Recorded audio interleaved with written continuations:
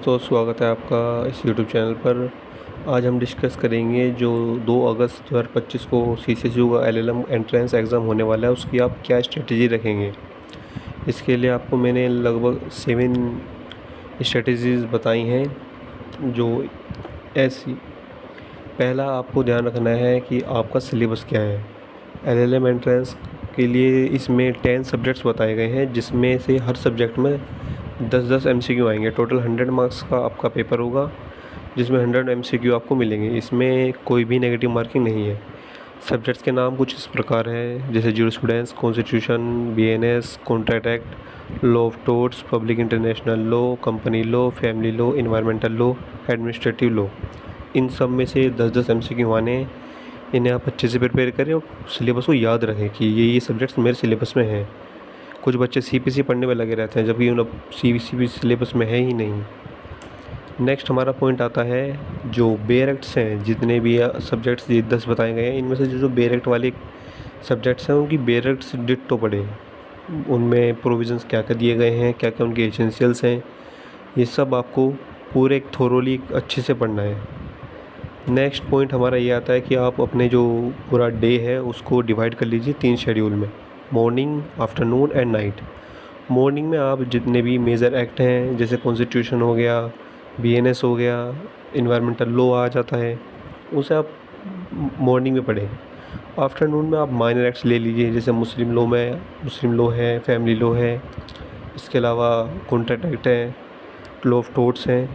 तो जो नाइट का पोर्शन है उसमें आप इन सभी सब्जेक्ट्स जो आपने पूरे दिन में पढ़े हैं उनके आप केवल एमसीक्यू निकालें। रात में अगर पढ़ने बैठेंगे तो नींद आने लगती है। एमसीक्यू थोड़े इंटरेस्टिंग होते हैं तो उसमें नींद का चांस कम रहता है। अगर आप रात को जागने की आदत है फिर तो आपके लिए बेस्ट है कि आप डायरेक्ट ही रिवाइज़ कर लें।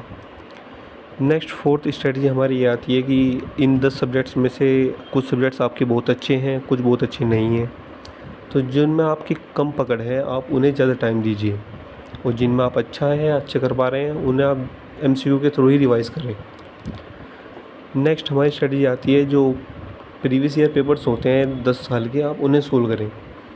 तरीका तो सबसे पहले यही रहता है कि आप सबसे पहले जितने भी प्रीवियस ईयर पेपर्स हुए हैं उन्हें अच्छे से पढ़ें, उन्हें सोल्व करें और एनालाइज़ करें कि कौन से पोर्शन से कितना ज़्यादा आ रहा है। भले ही लिखा हो कि हर पेपर से 10 के 10 एमसीक्यू आएंगे, हर पेपर से 10 आएंगे, लेकिन ऐसा फॉलो होता नहीं है। कभी कभी क्रिमिनल लॉ जैसे बीएनएस से ही 15 क्वेश्चन आ जाएंगे, कॉन्स्टिट्यूशन से 15 आ जाएंगे और कॉन्ट्रैक्ट से 5 आ जाएंगे। तो लिख तो देते हैं ये लोग, पर ज़रूरी नहीं है कि 10 ही एमसीक्यू आएँ। इसीलिए अपना जो मेजर पोर्शन है उस आप ज़्यादा ही ध्यान दीजिएगा। नेक्स्ट ऐसा है कि मैं इस चैनल पर पीवाईक्यूज़ एनालाइज़ और डिस्कस करूँगा।